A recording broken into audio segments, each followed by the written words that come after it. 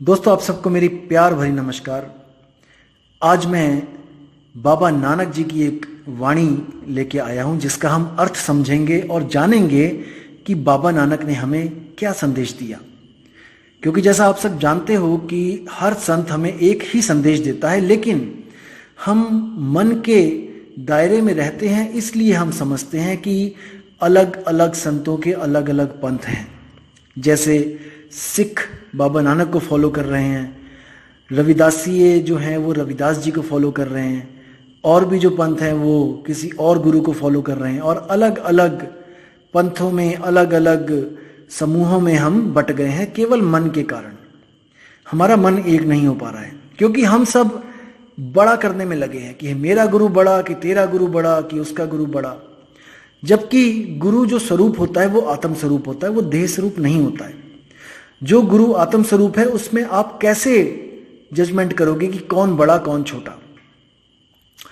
जैसे पानी गिलास में हो, चाहे घड़े में हो, चाहे जग में हो, चाहे कटोरी में हो, पानी में आप कैसे उसको अलग कर सकते हो। पानी में तो फॉर्मूला है पानी का H2O, 2 मॉलिक्यूल हाइड्रोजन के और 1 ऑक्सीजन का। आप उसको कभी भी अलग नहीं कर सकते। आप किसी भी बर्तन में देखोगे आपको वही H2O हाइड्रोजन ऑक्सीजन के मॉलिक्यूल बॉन्ड में मिलेंगे। तो आपने मन के आधार पर सबको अलग अलग कर लिया है कि ये थोड़ा बड़ा है, ये थोड़ा छोटा है। हाँ, लेकिन मैं ये बात जरूर करूंगा कि गुरु और शिष्य का ये तो भेद हमेशा ही रहेगा, क्योंकि गुरु कभी शिष्य नहीं बन सकता, शिष्य कभी गुरु नहीं बन सकता। लेकिन एक समय ऐसा आता है जब शिष्य भी गुरु बन जाता है।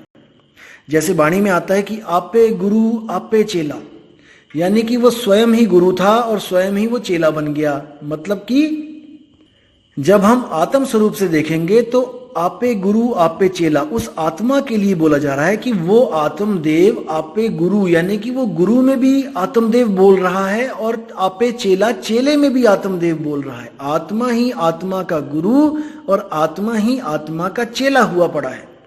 तो इस वाणी को इसलिए बोला जाता है कि आपे गुरु आपे चेला। तो दोस्तों, आज हम गुरु ग्रंथ साहब के जो पृष्ठ नंबर 1153 पे जो वाणी है बाबा नानक जी की, उस पर हम आज विचार करेंगे कि बाबा नानक ने हमें क्या संदेश दिया, कहां पे परमात्मा ढूंढने का संदेश दिया।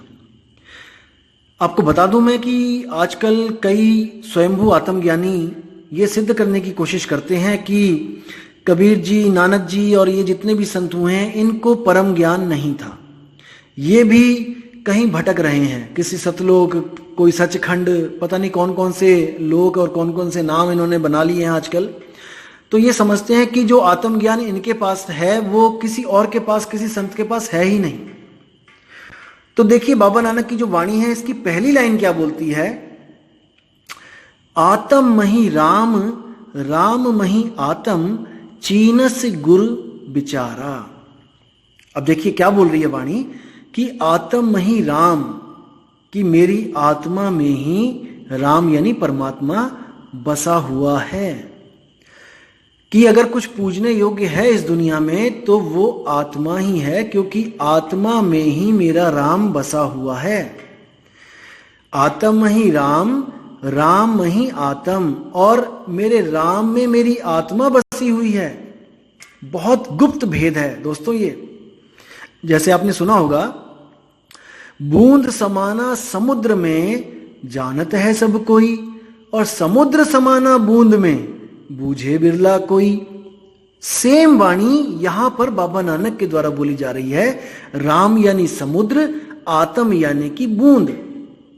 आत्म मही राम, राम मही आत्म, चीनस गुरु बिचारा।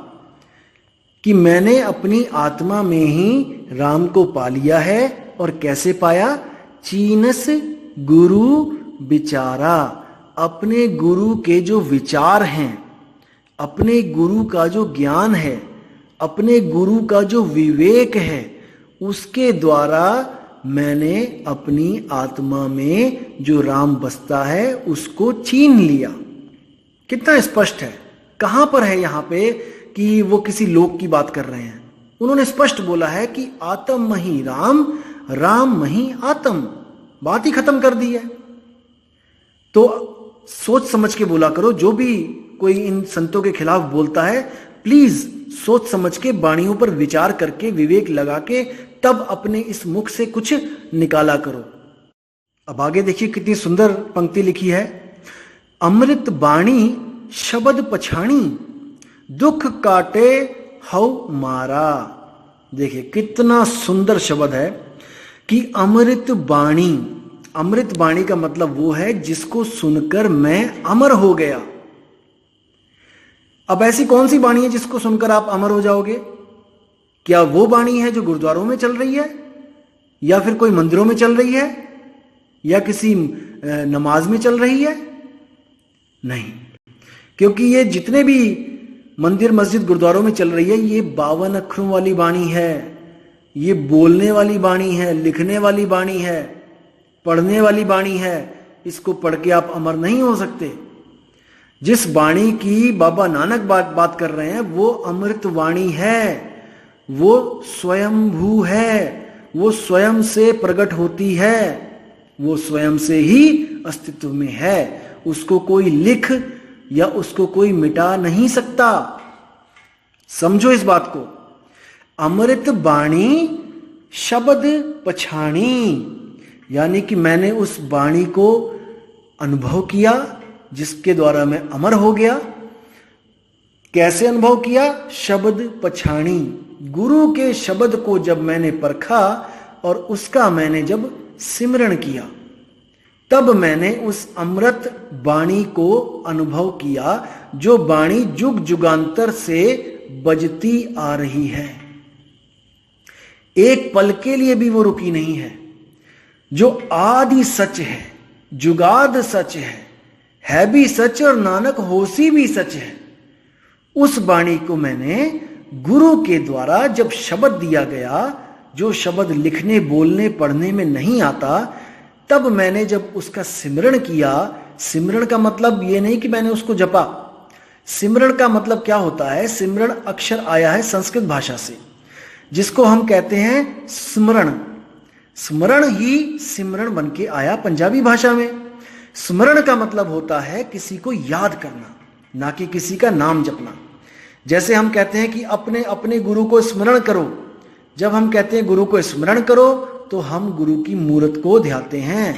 ध्याना यानी कि ध्यान करना, सिमरण करना, स्मरण करना, याद करना। लेकिन कई संतों ने सिमरण को क्या बना दिया? मंत्र बना दिया कि किसी मंत्र का सिमरण करना है। सिमरण यानी जपना है उसको। बिल्कुल नहीं।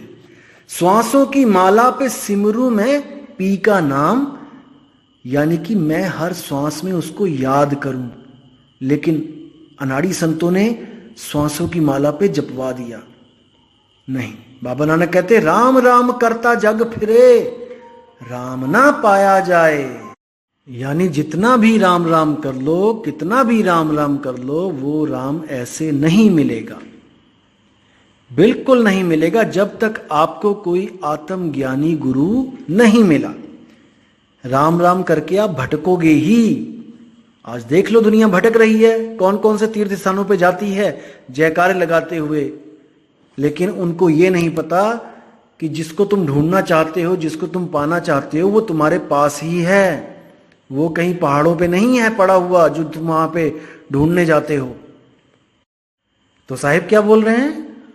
जल में मीन प्यासी, मुह देखत आवे हासी, आत्म ज्ञान बिना नर भटके, कभी मथुरा कभी काशी। साहिब कह रहे हैं हंसी आती है जब समुद्र में मछली पानी को ही ढूंढने के लिए इधर से उधर भटकती है। 24 घंटे पानी में रहती है, लेकिन फिर भी एक घूंट पानी नहीं पी सकती, क्योंकि जितनी बार भी वो पानी पीने के लिए अपना मुंह खोलती है तो उसके गलफड़े जो गिल्स होते हैं उसमें से पानी बाहर निकल आता है। जितनी बार भी वो मुंह खोलती है, पानी पेट में जाने की बजाय गलफड़ों में से बाहर आ जाता है। तो पूरा दिन यही प्रोसेस चलता रहता है, और उसको जब प्यास लगती है तो वो पानी की एक घूंट भी नहीं पी पाती है। फिर क्या होता है? फिर वो तरसती है, तड़पती है और पानी के लिए भटकने लग जाती है। अब भटक भी पानी में ही रही है और ढूंढ भी पानी ही रही है और रहती भी पानी में ही है।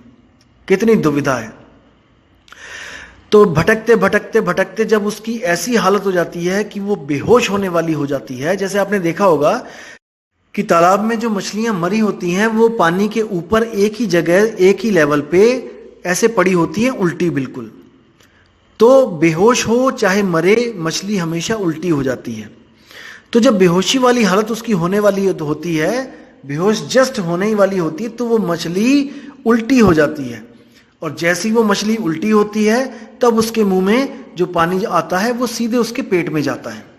उसके पेट में जैसे ही जाता है वो फिर चेतन हो जाती है, फिर उसको होश आता है और वो फिर ढूंढने लग जाती है कि ये पानी आखिर कहाँ से मुझे प्राप्ति हुई पानी की। कहने का मतलब एक जुगती के द्वारा उसको पानी प्राप्त होता है। वो जुगती क्या है? उलटने के कारण। इसी तरह कबीर साहब ने मछली को सूरत कह के बताया यहां पर कि जो सूरत है वो उलट नहीं रही है। किसी गुरु के द्वारा, भेदी गुरु के द्वारा सूरत को उलटने का भेद प्राप्त हो जाए तो ये सूरत वापस उसी शब्द में उलट जाएगी जहां से ये जुदा हुई थी। इसलिए साहिब बाणी में बोलते हैं, उलट समानी आप में प्रगटी ज्योति अनंत, और साहिब सेवक एक संग खेलें सदा वसंत। मतलब कि अगर आपने ऐसा गुरु धारण कर लिया जो आपकी सूरत को उलट दे तो समझ लो कि आप इस दुनिया से हमेशा के लिए मुक्त हो गए। जैसे आप अपने घर को छोड़कर किसी मेले की तरफ जाते हो तो आपका मुंह मेले की तरफ होता है और पीठ घर की तरफ होती है। अब आपको मेला इतना अच्छा लगा, इतना सुंदर लगा कि आप अपने घर की तरफ मुंह नहीं कर रहे हो। अब आपको एक ऐसा गुरु चाहिए जो आपके मुंह को आपके घर की तरफ मोड़ दे और आपको कहे कि भाई तू सीधा चला जा। और जब आप सीधे वहां से जाओगे अपने घर की तरफ मुंह करके तो आपको वहां पर आगे घर मिलेगा और आप हमेशा के लिए उस मेले से आपको छुटकारा मिल जाएगा। मेला क्या है? ये दुनिया। और घर क्या है? वो शब्द। और हम कौन है? वो सूरत। सूरत शब्द से निकली और इस संसार में फंस गई।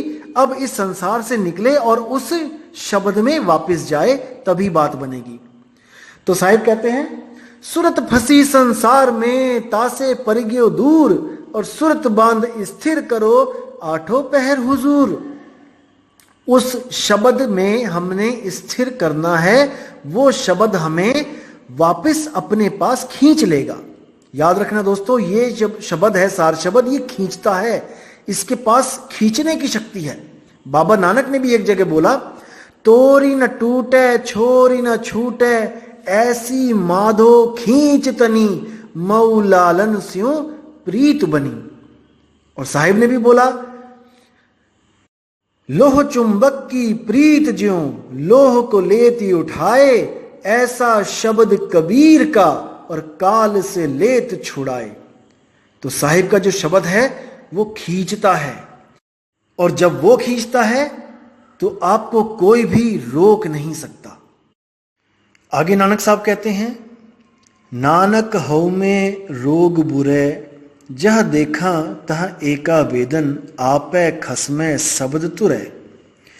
मतलब कि मैं जहां पर भी देखता हूं हर जगह ईगो, अहंकार ही अहंकार दिखता है। कोई गुरु इस वक्त सत्य और असत्य को परखना भी नहीं चाहता। क्यों? क्योंकि हजारों की भीड़ उनके पीछे लगी है।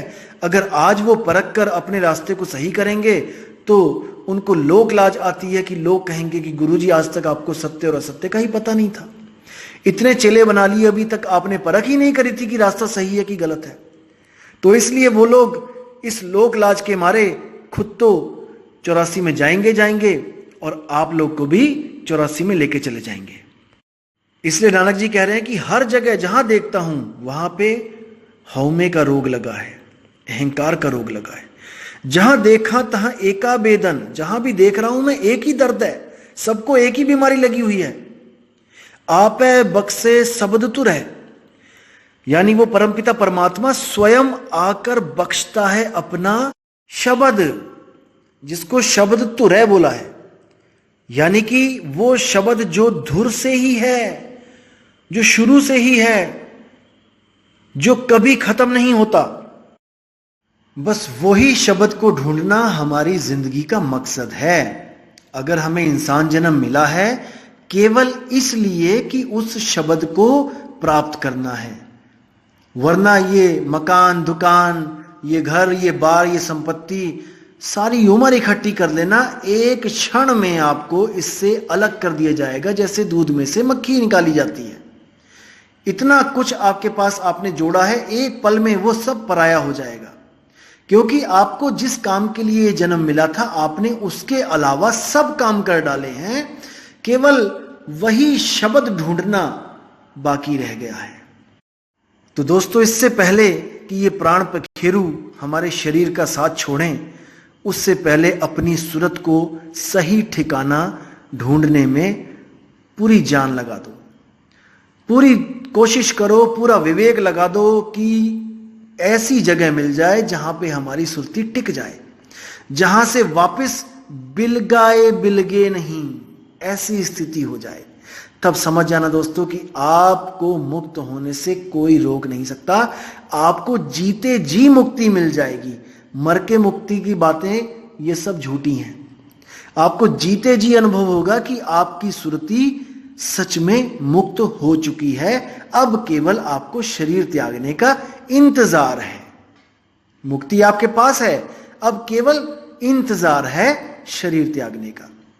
तो साहिब कहते हैं, जिस मरने से जग डरे मेरे मन आनंद, मरकर ही तो पाइए पूर्ण परमानंद। यानी कि आप जीते जी उस मुक्ति को पा जाओगे, लेकिन आप फिर भी इस शरीर में कार्य करने के लिए उस सुरती को वापस भेजोगे, क्योंकि दुनियादारी के काम करने हैं तो बिना सुरती के तो होंगे नहीं। लेकिन जैसे ही ये शरीर छूटेगा, आप पूर्ण मोक्ष को प्राप्त हो जाओगे। अब सुरती को कहीं आना और जाना नहीं पड़ेगा। तो उम्मीद करता हूं दोस्तों, इस वाणी से आपको बहुत लाभ मिला होगा, आपको एक दिशा मिली होगी, एक मार्गदर्शन हुआ होगा आपका कि आखिर हमने करना क्या है, हमने कहां पर परमात्मा को ढूंढना है। तो फिर बोल रहा हूं मैं, आत्म माही राम, राम मही आत्म। इसके अलावा आपको कहीं भी ढूंढने की कोई जरूरत नहीं। संतों पे भरोसा रखो कि संत आपकी भलाई के लिए ही वाणियां लिख के गए हैं। तो दोस्तों, विराम लगाऊंगा और उम्मीद करूंगा कि आपको ये ऑडियो पसंद भी आया होगा और आप अपने चाहने वालों को ये ऑडियो शेयर भी कर सकते हैं, ताकि किसी का कल्याण हो सके, कोई खोजी आत्मा को सही रास्ता मिल सके। तो अब आप लोग से विदा चाहूंगा दोस्तों। आपका दिन बहुत बहुत मंगलमय हो और आप अपने सारे कार्यों को सफल करें। जय गुरु वैराग साहिब, जय गुरु मदन साहिब, जय जय सतगुरु सत्य कबीर साहिब की जय हो। साहिब बंदी।